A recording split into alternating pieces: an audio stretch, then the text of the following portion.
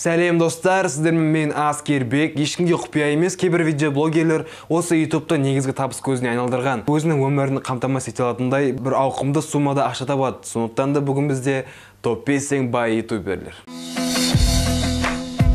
5-ші орында бізде құқық қорғаушы, саясаттанушы және видеоблогер Тайлер Окли.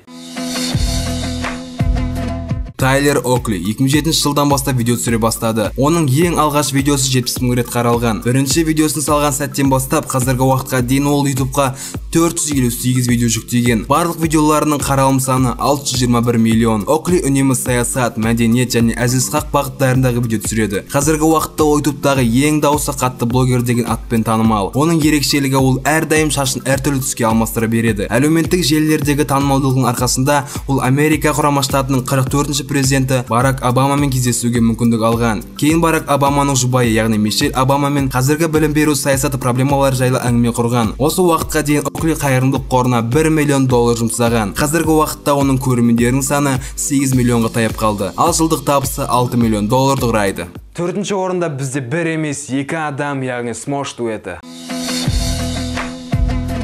Smosh, Энтони Паддила және Иэн Хикокс атты екі жігіттен тұратын комедиялық дуэт. 2003 жылы Энтони Лютик лақабатымен newgrounds.com сайтына өзінің флеш-видеоларын сала бастайды. Кейін оған оның досы Иэн Хикокс қосылады. 2005 жылдың күзінде екеуі бірігіп YouTube-тағы арнасын дамыта бастайды. Кейін олардың арнасы аз уақыт ішінде танымал болып, 2012 жылға таяу 5 миллион тіркелуші болады. Олардың арнасында көптеген пародиялар, стендап танымалдылыққа ие. 2015 жылы Smosh арнасы YouTube Star of the Year байқауының жеңімпазы. Қазіргі уақытта олардың тіркелушілерінің саны 22 миллион.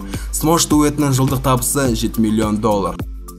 3-ші орында бізде стендап комик Лили Синг.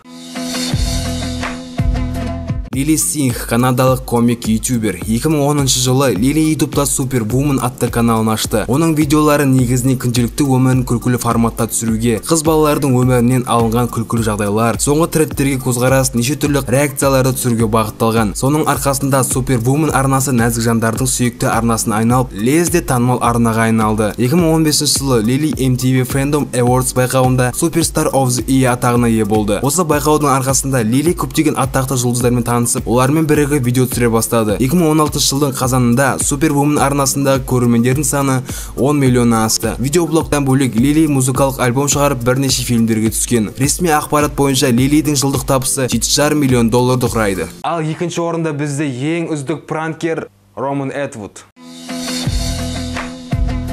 Роман Этвуд американдық комик-пранкер. YouTube арнасын 2009 жылы ашты. Роман өзінің қызық пранктерінің арқасында Америкадағы мықты YouTube арналарының біріне айналды. Соның ішінде әйелін алдау пранкі 86 миллион рет қаралған. Ал пластик доп пранкі 84 миллион рет қаралып, Романды атақты пранкерлер қатарына қосты. Қазір Роман пранкты азайтып влог форматына бет бұрды. Оның пранк пен влог арналарын қосқандағы жазылушылар саны 22 миллион адам. 2016 жылғы 8-ші Shorty Awards байқауында Роман Этвуд ең үздік әзіл күлкі арнасы атағын жеңіп алды.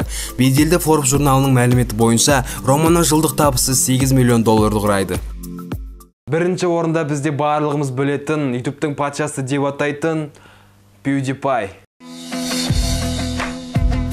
PewDiePie YouTube арнасын 2010 жылы ашты. Аз уақыттың ішінде өзінің ерекше летсплейларының арқасында YouTube'та танымалдылыққа ие болды. 2012 жылы жазылушылар саны лезде 1 миллионға жетті. Сол жылы PewDiePie King of the Web сайысын жеңіп алып, ойын патшасы атағына ие болды. 2013 жылдың PewDiePie'дің жазылушылар саны 12 миллионға жетіп, Guinness рекордтар кітабына енгізілді. Осы жылы өткен Most Popular Social Show StarCon Social Stars Awards байқауларында бас жүлдеге ие болды. 2016 жылдың желтоқсанында PewDiePie'дің арнасына 50 миллионнан аса адам жазылып, YouTube'дағы номер 1-ші видеоблогерге айналды. Феликс видеоблогтан бөлек қайырымдылық жұмыстармен айналысады. Ол 2014 жылы әлемдік табиғатты қорғау фондына $1 миллион ақш долларын аударды. Қазіргі уақытта PewDiePie'дің жылдық табысы $15 миллион.